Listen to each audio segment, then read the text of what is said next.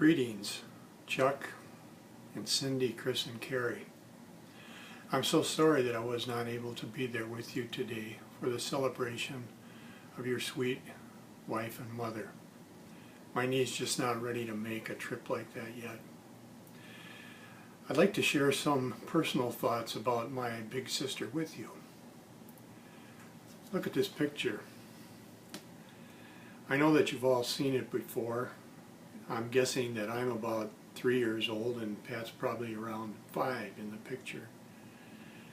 My earliest childhood memory is of my two big sisters playing with me when I was a toddler. They were always smiling and encouraging me. Of course, I remember Pat the most because she was just a few years older than me. As I grew up, my big sister would always treat me with kindness, love, and care. We spent many hours playing games both in and outside the house.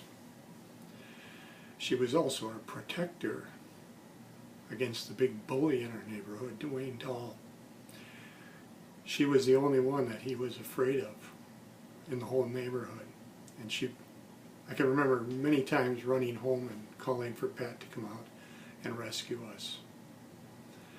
She also protected our little sister Sharon from James and I, who were constantly teasing her. Wasn't nice, but sometimes that's what little boys do, and I regret that. We didn't do it in a nasty way, I don't think, but Pat was always there to help pick up Sharon, and she was always so loving and kind to all of us. When she was left in charge, when Mom and Dad would leave, and she babysat for us, as you could expect, she could be real stern, but also always caring and loving, and always took really, really good care of us. I'm telling you all this about Pat because these are qualities that she had when she was a small child, yet when she grew up, she carried those with her and developed them so that she could be the kind of wife and mother that the four of you deserve so much. Chuck, you were such a tremendous blessing that God put into my big sister's life. You were indeed a blessing to her for all of those 58 years, and together you had 3 wonderful, awesome kids.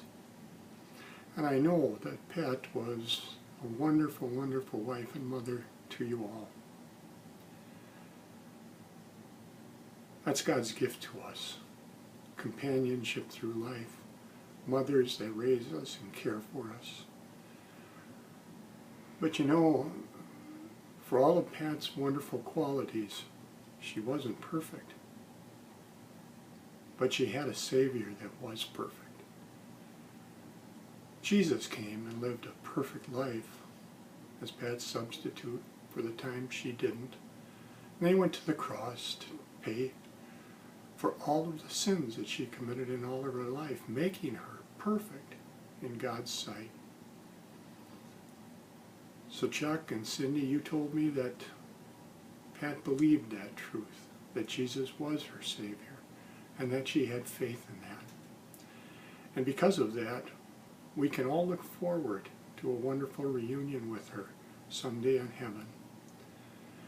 In the meantime, I'm praying that God will ease your pain of losing your wife and mom, and replace those feelings with the certain hope that through faith in Jesus, we'll all be united together with her in heaven forever.